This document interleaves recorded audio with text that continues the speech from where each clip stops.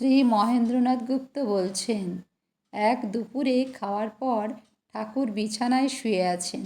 আমি পাপোশের উপর বসে তাঁর পায়ে হাত বোলাচ্ছি আর ভাবছি, ইনি সাধারণ মানুষের মতো খান, বেড়ান, ঘুমান, সাধারণ মানুষের মতো ব্যবহার করেন। ইনি কি জগতের সৃষ্টিস্থিতি লয়কর্তা হবেন? ইনি কি মানুষ রূপে এসেছেন মানুষকে কৃপা করবার জন্য, জগৎ উদ্ধার করবার জন্য? এ কি করে সম্ভব? ইনি তো দেহধারী মানুষ।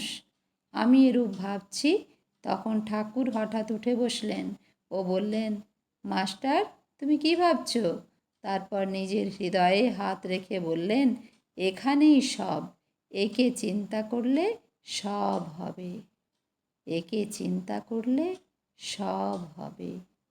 একে চিন্তা করলে সব হবে।